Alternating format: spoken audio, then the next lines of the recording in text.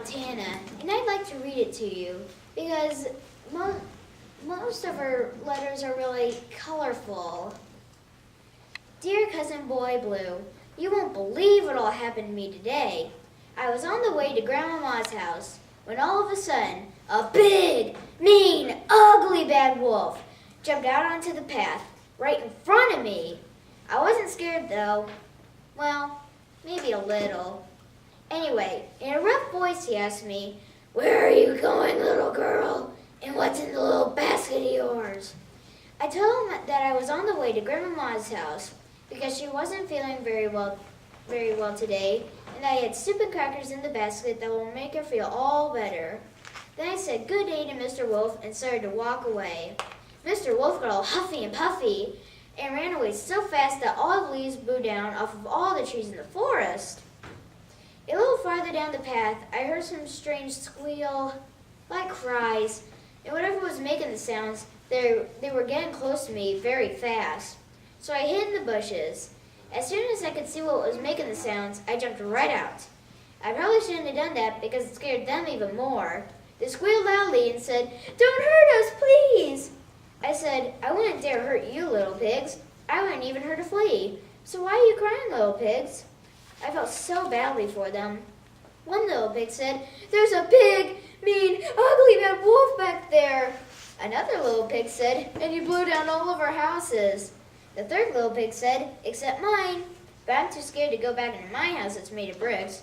Surely that will fail too."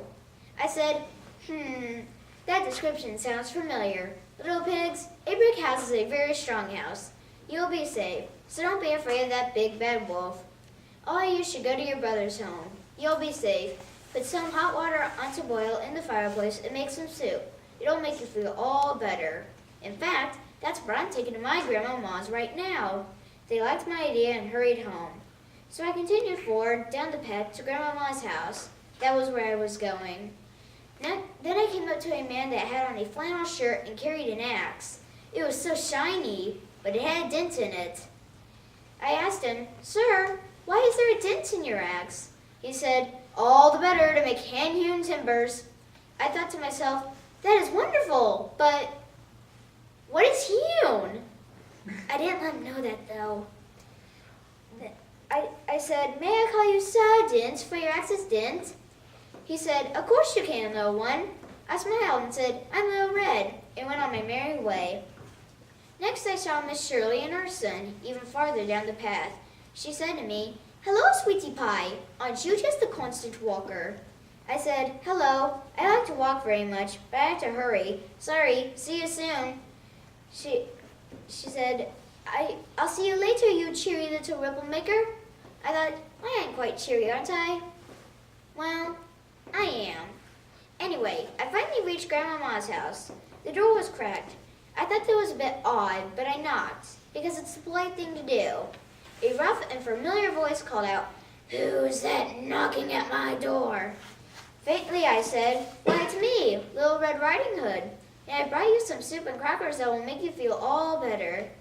Then I went in. All tucked over under the covers, I heard, "Come closer." I did. Guess what? It wasn't Grandmama at all. It was the big, mean, ugly bad wolf. He jumped out of bed and gobbled me up. It didn't hurt, though, because he didn't have any teeth. He had to swallow me whole.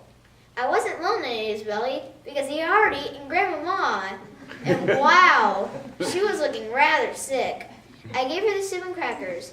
She said she didn't have any appetite. All of a sudden, we were sprung out of his belly and onto the floor. It was Sawdent, the man with the axe. He said not to look back, so we didn't. Then he told us to come back here and wait, so we did. I wonder who that is at the door. Sawdent? Wow, what a lovely gray and red rug. And it's made of fur, my favorite. I have to go now, Cousin Boy Blue, but I'll write to you again soon. Watch out for those big, mean, ugly, bad tornadoes you all have there in Kansas. Love, your favorite cousin, Little Red.